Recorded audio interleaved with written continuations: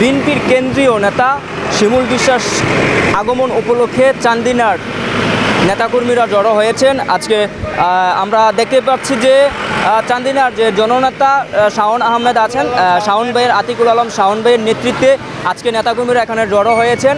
আপনারা দেখতে পাচ্ছেন যে দীর্ঘ সারি কিন্তু মহাসড়কের পাশেই তারা সারিবদ্ধ হয়ে দাঁড়িয়ে রয়েছে নেতাকে আগমনের শুভেচ্ছা জানানোর জন্যই।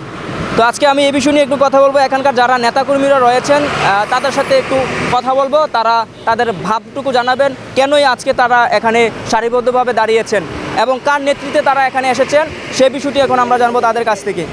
আমরা আসছি চান্দিনা বিএনপির দুর্দিনের কাণ্ডারি মরহুম জনতা আলহাজ খোরশেদ আলমের সুযোগ্য সন্তান জনাব আতিকুল আলম শাওন সাহেবের নেতৃত্বে আমরা চান্দিনা বিএনপি ঐক্যবদ্ধ ছিলাম এবং ভবিষ্যতে থাকবো ইনশাল্লাহ।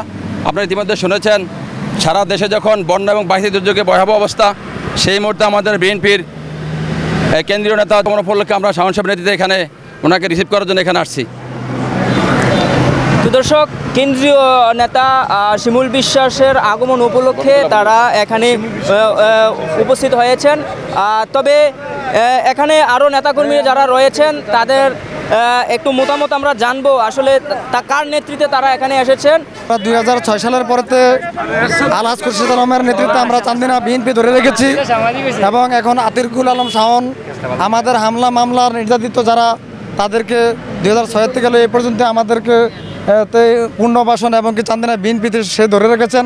তার নেতৃত্বে আমরা চান্দিনাতে তাকে সংসদে নিতে চাই এবং আতিকুল আলম শাওন সাহেব আমাদের যে বিএনপি তৃণমূল থেকে তার কমিটি নেতৃবৃন্দ তিনি উজ্জীবিত করেছেন, আমাদের নেতাকর্মীর হামলা মামলার তিনি দায়িত্ব নিয়েছেন।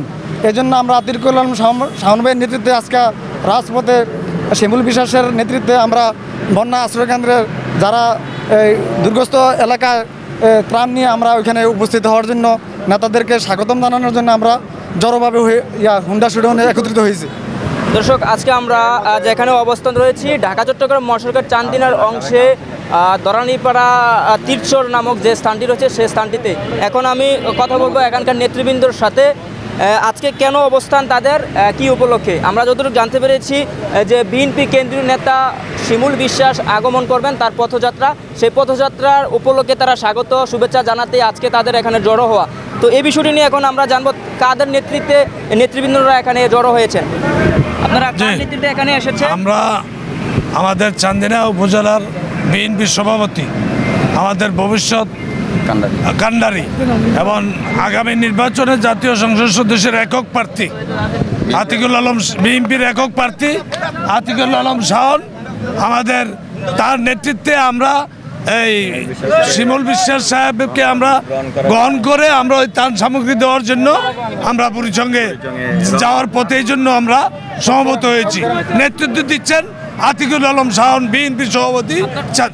আমি সাবেক কাউন্সিলর সাধারণ সরকার, আমি বিএনপির যুগ্ম আহ্বায়ক।